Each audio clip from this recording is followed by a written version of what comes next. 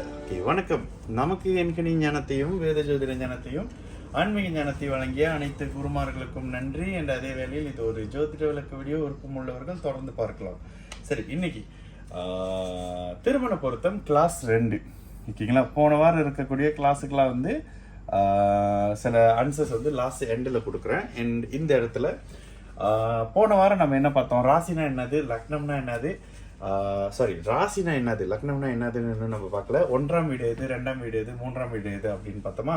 So இதில் அடுத்த நிலையாக இன்னும் கொஞ்சம் அடுத்த கட்டத்துக்கு நம்ம போவோம். சரி, என்ன பண்ண போகிறோம் அப்படின்னா, 1வது விஷயம் லக்னம் எப்படி உருவாகுது அப்படின்றத, அது கொஞ்சம் பெரிய சப்ஜெக்ட். ஆனால் லக்னம் எப்படி உருவாகுதுன்றது இங்கே நம்ம பேசணும்னா, சும்மா நம்ம எல்லாமே வந்து சாஃப்ட்வேர் தான் யூஸ் பண்ண போகிறோம். சாஃப்ட்வேர் யூஸ் பண்ணும்போது உங்களுக்கு லக்னம்ன்ற பாவகம் இந்த மாதிரி 2 கோடு இப்படி கிடச்சிரும். ஓகேங்களா? அதுதான் லக்னம். இந்த மாதிரி ரிப்போர்ட் லான் இருந்தாலோ இல்லை ஏஎஸ்பிஏ என்னமோ போட்டிருப்பாங்க இங்கிலீஷில், எனக்கு அது கன்ஃபார்மாக தெரியல. லக்னம் அப்படின்றத கன்ஃபார்ம் பண்ணிக்கோங்க. லக்னத்திலிருந்து 6, 7, 8 இந்த அமைப்புகளை பார்த்துக்கோங்க. ஓகே, உதாரணத்துக்கு மேஷ லக்னம். மேஷ லக்னத்திலிருந்து ஒரு ராசிக்கு போன வாரம் சொன்ன மாதிரியே 2ல சனி செவ்வாய் ராகு இருக்காங்க. இது 2ஆம் இடம். மேஷ இடத்துல இருந்து 2ஆம் இடத்துல சனி செவ்வாய் ராகு இருக்கிறாங்க. இந்த சனி செவ்வாய் ராகுவின் பார்வை நேரடியாக இங்க 8ஆம் இடத்துக்கு விழும். 8ஆம் இடமும் 2ஆம் இடமும் குடும்ப பாவகம். இதுதான் இந்த மாங்கல்யம் அந்த இதுன்னு லொட்டுலோஸ்க்குலாம் சொல்லுவாங்க. அதெல்லாம் நம்பாம இங்க இது குடும்பஸ்தானம். இது தன குடும்ப வாக்குஸ்தானத்துல குடும்பம் அமையிற பாவகம் அப்படின்றதுனால இங்க இருக்கக்கூடிய கிரகங்கள் 8ஆம் இடத்தையும், 8ல் அமர்ந்திருக்கக்கூடிய சனியோ செவ்வாயோ ராகுவோ வந்து, ராகு பார்க்க மாட்டாரு, பட் சனி செவ்வாயோடைய அமைப்பு இங்க நேரடியாக 2ஆம் இடத்துக்கு தொடர்புக்கு வந்துடும். ஓகேங்களா? ஜஸ்ட் இது வந்து அந்த 7ஆம் பார்வையை மட்டுமே நம்ம சொல்றோம். அப்ப இந்த பார்வை 2ஆம் இடத்துக்கு வர்றதுனால குடும்பம் டிலே ஆகுது. ஓகேங்களா? இப்ப லக்னத்தோட அடிப்படையில் அதை பார்த்துட்டோம். அடுத்ததாக இது ரொம்ப முக்கியம். செகண்ட் விஷயம், எப்போதுமே நீங்க ஜாதகத்தை பொருத்தும் போது ஆயுள், 1வது விஷயம் ஆயுளை பாருங்க. ஆயுளை எப்படி கணிக்கிறது? ஆயுள் அப்படின்றது எப்போதுமே லக்னம் லக்னாதிபதியை வச்சுதான் கணிக்கணும். முதல்ல செவ்வாய்க்கு, அப்புறம் சுபருக்கு அப்படின்ற மாதிரி ஒரு 3 லக்னத்துக்கு நம்ம ஆயுளை பார்க்கலாம். ஓகே, உதாரணத்துக்கு மேஷ லக்னமா இருக்கு. ஓகேங்களா? மேஷ லக்னமா இருக்காரு, லக்னத்தில் செவ்வாய் இருக்காரு, தப்பே இல்லை, அவர் கோபக்காரர் தான். ஓகேங்களா? கோபம் அதிகமா வரும். அதே நேரத்துல குரு இவரை பார்க்குறாரு. ஓகே, குருவின் பார்வையெல்லாம் போன வரவே சொல்லி கொடுத்தோம்ல, சுபர் பார்வையை சொல்லி கொடுத்தோமா? சொல்லி கொடுக்கல. ஓகே, குரு இங்க இருக்காரா? குருக்கு ஓகே, ஃபர்ஸ்ட் குரு சுபருடைய பார்வை. குரு எப்போதுமே 5, 9, 7ஆம் பார்வை. சுக்கிரனுக்கு 7ஆம் பார்வை, புதனுக்கு 7ஆம் பார்வை, பௌர்ணமி சந்திரனுக்கு இங்க 7ஆம் பார்வையும் பிளஸ் ஒளியான சந்திரனுக்கு அந்த ஒளி சிதறல்கள் 6லையும் 8லையும் இருக்கும். இந்த ஒளி சிதறல்ன்றது சுப கிரகங்களுக்கு மட்டுமே சந்திராதியோகமா இருக்கும். ஓகே, இப்ப இது வந்துருச்சா? குரு. ஓகே, இந்த இடத்துல குருவின் 5ஆம் பார்வையை எப்படி பாக்குறீங்க? இது வந்து உங்களுக்கு நான் மாற்றி சொல்லி கொடுக்குறேன். ஓகே, குருவின் 5ஆம் பார்வை, குரு இருக்கிற இடத்துல இருந்து 1, 2, 3, 4, 5, அதுக்கப்புறம் 6, 7, 8, 9. இங்க குரு 5ஆம் பார்வை, குருவின் 7ஆம் பார்வை, குருவின் 9ஆம் பார்வை. ஓகேங்களா? 5, 7, 9க்கு 5, 9, 7ன்னு போட்டிருக்கேன். பட் பார்வை அமைப்பு சரிதான். இந்த இடத்துல அடுத்து டிகிரி விஷயத்துக்கு நம்ம இன்னும் கொஞ்சம் அப்கிரேட் ஆன பிறகு நம்ம அந்த டிகிரி விஷயம் பார்க்கலாம். ஓகேங்களா? அப்ப இந்த அமைப்புல இருக்கிற ஒருத்தருக்கு லக்னத்துல செவ்வாய் இருந்தா என்ன பண்ணுவாரு? நேரடியா 7ஆம் பாவகத்தை பார்ப்பாரு. திருமண அமைப்பு கெடும். 7ஆம் பாவகம். ஓகேங்களா? திருமண அமைப்பு கெடாது, டிலே ஆகும். செவ்வாய் தோசம், அந்த தோசம் இதெல்லாம் நம்ம பார்க்கவே வேணாம். இதுல குருவின் பார்வை வாங்கின செவ்வாய் மங்கள யோகத்துல இருக்கிறதால 7ஆம் பாவகத்தை குறைச்சி பாதிப்பாரு. ஓகேங்களா? இதே நேரத்துல இந்த வீட்டினுடைய ஓனர் யாரு? சுக்கிரன். சுக்கிரன் இந்த இடத்துல உச்சமா இருக்கிறாருன்னு வச்சுக்கோங்க. சுக்கிரன் உச்சமாயிட்டாரு.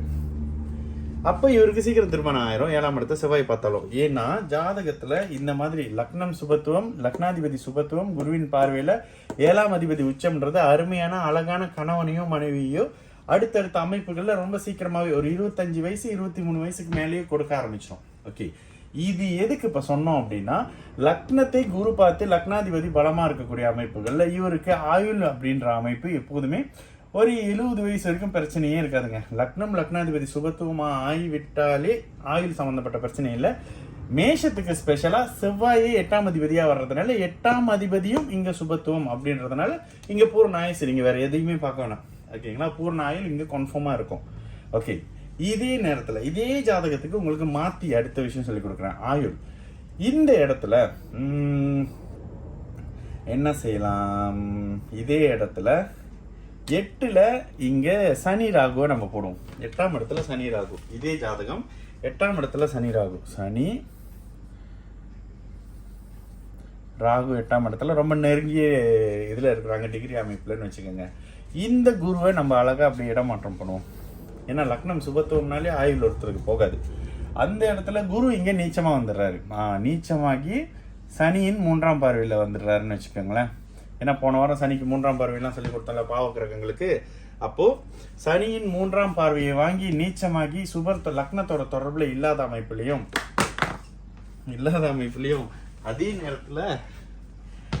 அதே நேரத்துல லக்னம் இங்க இயல்பா இருக்கு. லக்னம் இயல்பா இருக்கிறது, செவ்வாய் இருக்கிறதும் அப்படி ஒன்றும் மோசம் இல்லை. இந்த இடத்துல ஏதாவது ஒரு பாவ கிரகங்களின் தொடர்பு வந்தா மட்டும்தான் பிரச்சனை. அதே நேரத்துல இந்த இடத்துல சந்திரன், அமாவாசை சந்திரன் இருந்தாலும் பிரச்சனை இல்லை, சூரியன் இருந்தாலும் பிரச்சனை இல்லை. சரி, இந்த அமைப்புல இருக்கு. 8ஆம் இடம் கெட்டு போயிருக்கு. இவருடைய ஆயுளை எப்படி கணிப்பீங்க? இவர் ஒரு மத்திம ஆயுள்ல இருப்பாரு. மத்திம ஆயுள்னா எப்படி? 30 வயசா இல்லை. இங்க கூட அவரு ஒரு 50 வயசை தொடர ஒருத்தரா தான் இருப்பாரு. ஏன்னா லக்னம் பலமா இருக்கு, லக்னாதிபதி பலமா இருக்காரு. இதே நேரத்துல இந்த சனியும் ராகுவையும் தூக்கி இங்க போடுங்க. சனி ராகு போட்டீங்களா? முதல்ல இவரு செயல்பட முடியாத ஒத்திசம் குழந்தையா வந்துருவாரு இந்த ஜாதகத்துல இருக்கிறவரு. ஓகேங்களா? ஆனா நம்ம என்ன பண்ணுவோம், கொஞ்ச நாள் இவருக்கு ஆயுள் கொஞ்சம் கொடுத்து பண்ற விஷயத்த பண்ணுவோம். ஆனா இதே அமைப்புல ஒருத்தர் பிறந்திருக்காரு அப்படின்னா இங்க நேரடியாக லக்னம் கெடுது, 8ஆம் இடம் கெடுது, ஆயுள் காரகன் கெடுறாரு, எல்லாமே கெடுறாருன்றது இது ஒரு அல்ப ஆயுசு மாதிரியான தாங்க. ஒரு 30-32 வயசு தாண்ட மாட்டாங்க. ஓகேங்களா? இது புரியுதா பாருங்க. ஏன் சனி செவ்வாய் ராகு ஒரு இடத்த சேர்ந்தாங்கன்னா அந்த பாவகத்தை அழிப்பாங்க, நசிப்பாங்க. இங்க லக்னம் கெட்டாச்சு, லக்னத்துல இருந்து 3ஆம் இடம் கெட்டாச்சு. ஓகே, 3ஆம் இடம்லாம் வேணாம். லக்னத்துல இருந்து 8ஆம் இடத்தை சனி செவ்வாயின் 8ஆம் பார்வையா பாக்குறாரு. 8ஆம் பார்வையா பார்க்கும்பொழுது ஆயுள் கெடுது, ஆயுள் ஸ்தானாதிபதி கெடுறாரு. இவருக்கு ஆயுள் ரொம்ப குறைவான ஆயுள். இவரை லக்னத்தை ஓகே, இதே மாதிரி இன்னொரு விஷயம் சொல்லித்தரேன். இந்த அமைப்புல லக்னம் இவருக்கு கெட்டு போச்சா, இன்னொரு ஒரு ஒரு ஒரு கட்டம், ஒரு சின்ன சிம்பிளா ஒரு கட்டம் போட்டு கொடுக்குறேன் உங்களுக்கு. ஓகே, இந்த மாதிரி ஒரு ஜாதகத்தை நீங்க லக்னத்துல சனி செவ்வாய் ராகு இருக்கிற ஒரு ஜாதகத்தை தயவு செய்து லக்னத்துல குரு இருக்கிற ஜாதகத்தோட சேர்க்காதீங்க. ஏன் சேர்க்காதீங்கன்னா இவருக்கு சகல விதமான கெட்ட எண்ணம், கெட்ட பழக்கம் எல்லாமே இருக்கும். இவர் வந்து திடீர்னு கொஞ்ச நேரம் வந்து குடிக்காரரா இருப்பாரு, அப்புறம் சண்டைக்கு போவாரு, அப்புறம் பார்த்தா ட்ரக் ரிலேட்டடா இருப்பாரு. இந்த மாதிரியான நெகட்டிவான சனி செவ்வாய் ராகு லக்னத்தோட ஒரே நேரத்துல தொடர்புல வரும்பொழுது உங்களுக்கு சகல விதமான நெகட்டிவான அமைப்பும் அந்த ஜாதகருக்கு இருக்கும். நீங்க அவங்ககிட்ட கேட்டுதான் கன்ஃபார்ம் பண்ண வேணும் அப்படின்னு இல்லை. டைம் மாறினா ஒருவேளை லக்னம் மாறினா மாறலாம். ஆனா லக்னத்தோட சுபர் இருக்கும் பொழுது லக்னத்தோடு பாவர்கள் எல்லாரும் சம்மந்தப்படும் போது அவங்களுக்கு ஒரு மாதிரியான எண்ணங்கள்ல ஒரு மாதிரியான நெகட்டிவான தன்மை இருக்கும். அப்ப சுபரின் தன்மைக்கும் குரு லக்னத்துல இருக்கிறதுக்கும் சனி செவ்வாய் ராகு லக்னத்துல இருக்கிறதுக்கும் கண்டிப்பா சேர்க்க முடியாது. கண்டிப்பா பிரிஞ்சு வந்து நிற்பாங்க. ஓகேங்களா? இது இப்ப நம்ம மேஷத்துக்கு பார்த்தோம். இது அப்படியே மாத்தி குருவோட லக்னத்துக்கே பார்ப்போம். ஓகே, குருவோட லக்னம் அப்படின்னு முதல்ல பாவர் பார்த்தோம். இப்ப குரு. ஓகே, தனுசு லக்னம் 1ஆம் இடம். இந்த இடத்துல லக்னத்தில் ராகு சனியை போடுங்க. ஏன் எல்லா இடத்துலயும் ராகு சனி போடுறீங்க? இவங்க தான் இருக்கிற இடத்த பாக்குற இடத்த கெடுப்பாங்க. சனி மட்டும் இருந்தாலே கெடுப்பாரு, ராகுவோட சேர்ந்துட்டா சுத்தமா கெடுப்பாருன்னு வந்துடும். ஓகேங்களா? அடுத்த நிலையாக இது லக்னம். இந்த இடத்துல இருந்து இது ஏன் அடிப்படையில சொல்லி கொடுக்குறேன்னா, நீங்க கம்பேர் பண்ற ஜாதகத்துல இந்த அமைப்புகள் இருக்கக்கூடாது. ஓகேங்களா? இந்த மாதிரி இருக்கிற நிலையில இங்க இருக்கிற சனி என்ன செய்வாரு? சரி, இங்க செவ்வாயும் குருவையும் போட்டுக்கலாம். ஓகேங்களா? எப்பொழுதுமே சனி செவ்வாய் தொடர்புல வரக்கூடிய குரு தன்னோட முழு அமைப்புகளை டிஸ்டர்ப் பண்ணுவார். ஆனா இங்க கூட அவரு வேண்டாம், லக்னத்தை பார்ப்பாரு. ஓகே, இந்த அமைப்புகள்ல இருந்தா குருவை எங்க போட்டுக்கலாம்? குரு, ஆமா, குருவை நீங்க 10ஆம் இடத்துல போட்டீங்கன்னா தான் அவர் லக்ன சுபத்துவப்படுத்த மாட்டாரு. இங்க குரு தான் கெடுவாரு, ஆனா இவங்க 2 பேரும் சுபப்படுத்துவாரு, லக்னம் சுப வலிமையா மாறும். அப்போ இந்த இடத்துல லக்னத்தோட பாவர்கள் வந்துடுறாங்க. லக்னாதிபதி இங்க சுபராக இருந்த பட்சத்திலையும் இங்க பாவர் தொடர்புன்றது இந்த இடத்துல ராகு தசை வந்தா ஆக்சிடென்ட்ல ஒரு உயிர் இழந்துருவாரு. சனி தசை வந்தா நோயால உயிர் இழந்துருவாரு. ஆக்சிடென்ட்க்கும் நோய்க்கும் எந்த மாதிரி எடுக்கிறோம்? சனி ராகு செவ்வாய் சம்பந்தப்பட்ட ஆக்சிடென்ட், விபத்து. ஓகேங்களா? விபத்து. ஆனா சனியும் ராகுவும் சம்பந்தப்பட்ட அமைப்புகள் வரும்போது நோய்.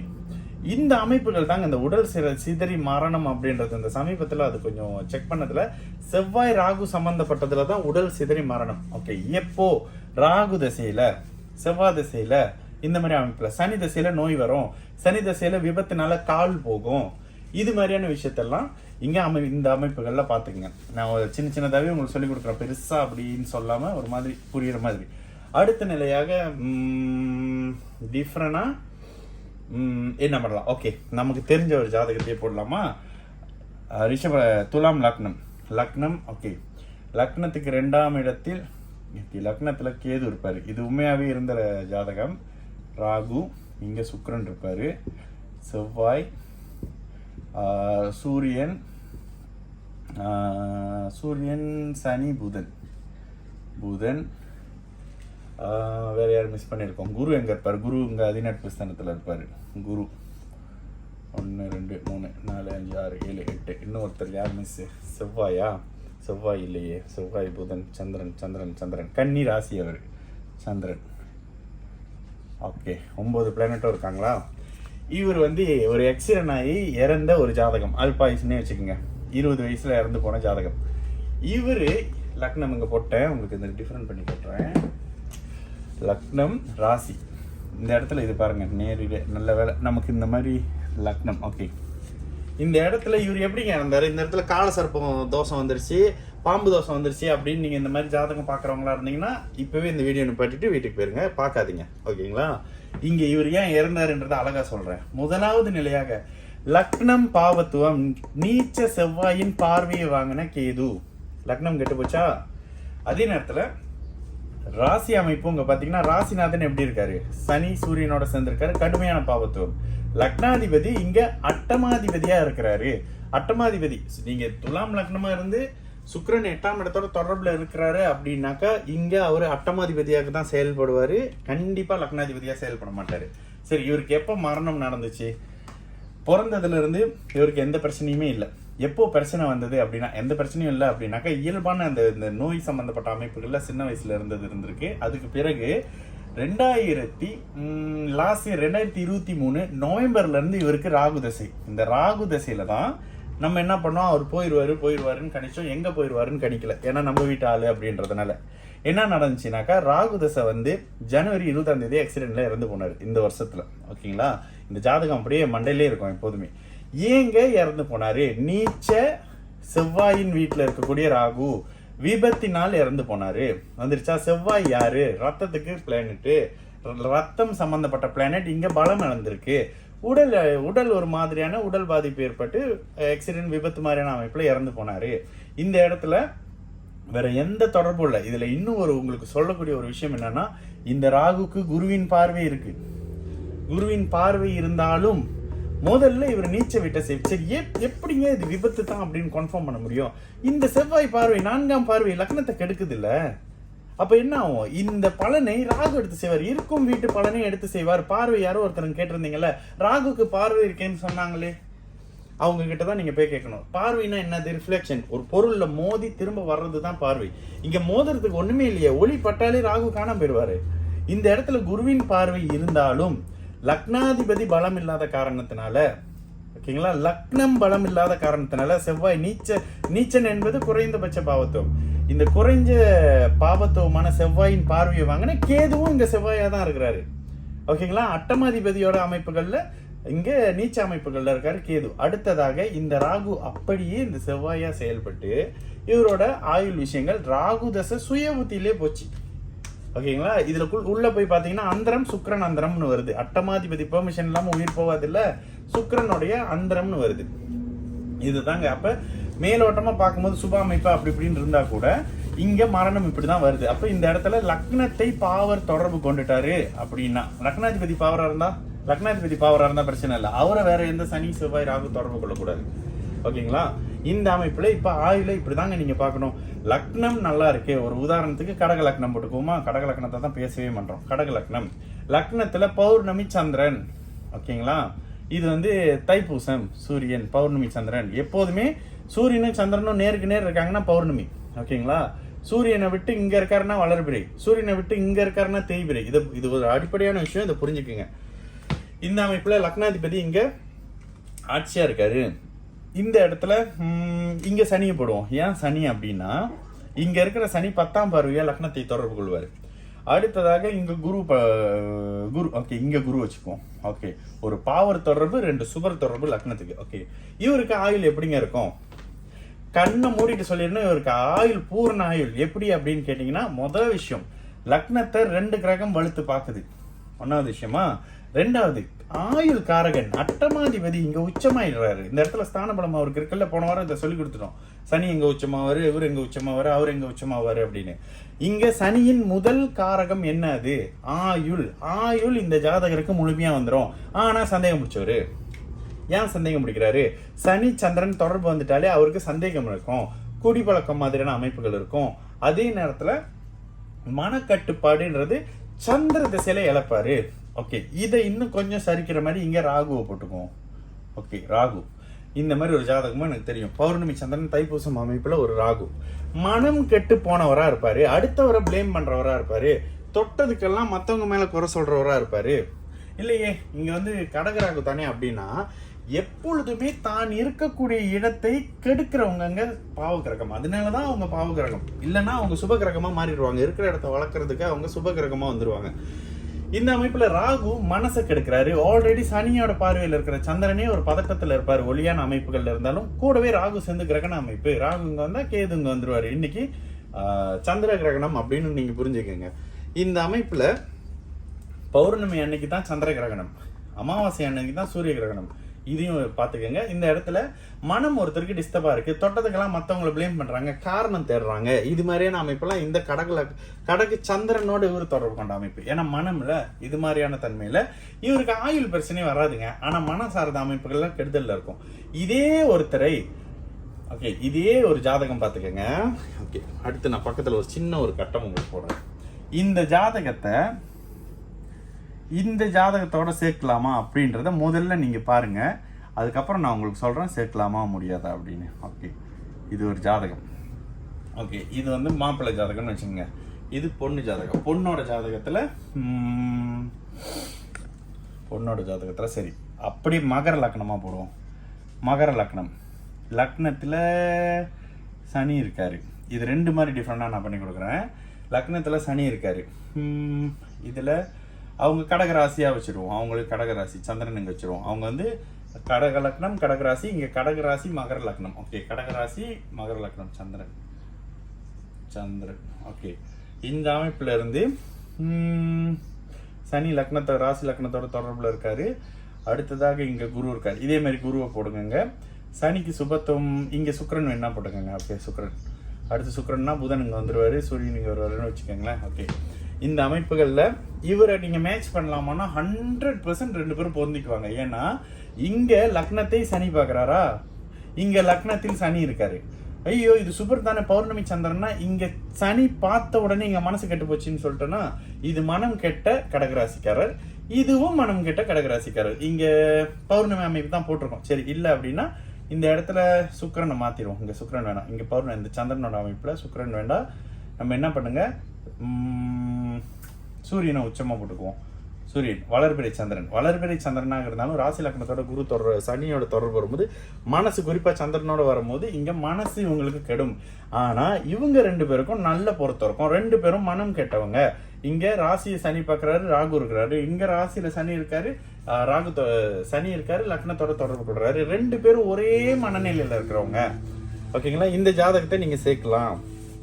இதை நீங்க கிளியரா கொஞ்சம் வரைஞ்சுக்குங்க. சரி, இதே ஜாதகத்தை யாரோட சேர்க்க முடியாது. அதே மாதிரி ஒரு கட்டம் ஆக்சுவலி கொஞ்சம் உள்ள வந்துட்டோம்னு நினைக்கிறேன். அது உங்களுக்கு புரியுதான்னு எனக்கே டவுட் வந்துருது. சரி, இதே ஜாதகத்தை லக்னத்துல குரு இருக்காரு, மேஷ லக்னம். ஓகேங்களா, மேஷ லக்னம், லக்னத்துல குரு இருக்காரு. சுக்கிரன் திக்பலமா போடுவோமா, சுக்கிரன் திக்பலமா இருக்காரு. ஓகே, சனி இங்க இருக்கிறாரு, தெரியறாரா? சுக்கிரனும் சனியும் இருக்காரு. சுக்கிரன் சனி. ஓகேங்களா, சுக்கிரன் சனி இங்க இருக்காரு. அடுத்ததாக இல்ல, சுக்கிரன் சனி இங்க போட வேணாம், இருங்க ஒரே நிமிஷம் இருங்க.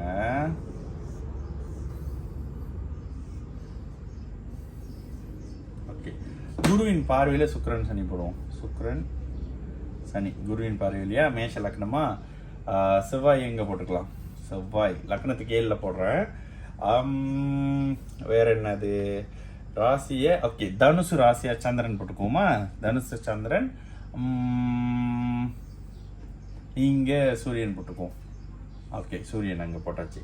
இந்த அமைப்புல இவரை நீங்க இந்த ஜாதகத்தோட சேர்க்கவே முடியாது. இந்த ஜாதகத்தை ஏன்னா லக்னத்தில் குரு, ராசி குரு பாக்குறாரு. எந்த பாவருடைய தொடர்பு இல்லை. இது பாவ லக்னம் தானே, செவ்வாயோட லக்னம் தானே அப்படின்னு கேட்டீங்கன்னா செவ்வாயுடைய லக்னம் தான். ஆனா லக்னத்துல சுபர் இருக்காரு. செவ்வாயே இங்க மங்கள யோகத்துல இருக்காரு. நிதானமான, விவேகமான, வீரமான ஒரு நபர். இங்க விவேகம் இருக்காது, வீரம் இருக்கவே இருக்காது. ஓகேங்களா? இங்க எண்ணம் கெட்டு போயிருக்கு. இங்க எண்ணம், மனசு எல்லாம் நான் எல்லாத்தையும் நேர்மையா அனுபவிக்கக்கூடியவர் அப்படின்னு சொல்றவர் லக்னம் ராசியோட குரு தொடர்புல வந்தவர். இதை கண்டிப்பா சேர்க்க முடியாதுங்க. இது சேர்க்கிறதுலதான் உங்களுக்கு பிரச்சனை. எங்க பிரச்சனை வரும்? 6-8 தசாபுத்தி. ஓகே, இந்த 6-8 தசாபுத்தி அமைப்பை அடுத்த வாரம் நான் கண்டிப்பா எழுதி வச்சுக்கிறேன். 6-8 அப்படின்னு 6-8 தசாபுத்தி இது கண்டிப்பா அடுத்த வாரத்துல பேசியே ஆகணும். இந்த அமைப்புகள் தான் மெயினான விஷயம். இங்க சுபர் லக்னத்தோட தொடர்பு கொண்ட ஒரு ஜாதகத்தை நீங்க சுபரோட தான் சேர்க்கணும். பாவர் லக்னத்தோட தொடர்பு கொண்ட ஒரு ஜாதகத்தை நீங்க பாவரோட தான் சேர்க்கணும். ஓகேங்களா? இதுல என்னென்ன டவுட்ஸ் இருக்கோ இதை கொமெனா கொடுங்க. இப்போ போன வாரம் நீங்க கொடுத்த கேள்விகளை பதிலாக நம்ம பார்த்துடலாம். சரி, இன்னைக்கு நடத்தின அந்த கிளாஸை பற்றியான சில Q&Aல கேட்குற கேள்வி தயவு செஞ்சு இங்கே கேட்காதீங்க. அது Q&A தான், அதுக்கு தான் தனியாக செய்கிறோம்ல. ஜோதிட சந்தேகம் இருக்கிற அமைப்புகளான கேள்விக்கு மட்டும் இந்த சந்தேக கிளாஸ் எடுத்தோம்ல, அதோட விஷயம் மட்டும் பாருங்க. அது இல்லாத வேற கேள்விகள் இங்க கேட்காதீங்க. சரிங்களா? சரி, நேரடியாக 1வது கேள்வி. Padma Prem, good job sir. All can predict their rasis condition according to their planning planets by own base. Your explanation please continue. Thank you. கோலம் ஜெகாவா, மிகவும் தெளிவான வணக்கம். ஓகே, புரிஞ்சதா? Don't know how to use rasi. Okay, still okay okay thank you. எல்லாமே explain பண்ணுறதுக்கு ரொம்ப நல்லது, ஹெல்ப்ஃபுல்லாக இருக்குன்னு பண்ணுங்க. சரி, பாவ கிரகம் லக்னாதிபதியாக வந்தால் ஏன் சுபர் அசுபர் வீட்டில் மறையணும்? மறைந்தால் என்ன நடக்கும்? ஓகே, எப்படி சொல்கிறது?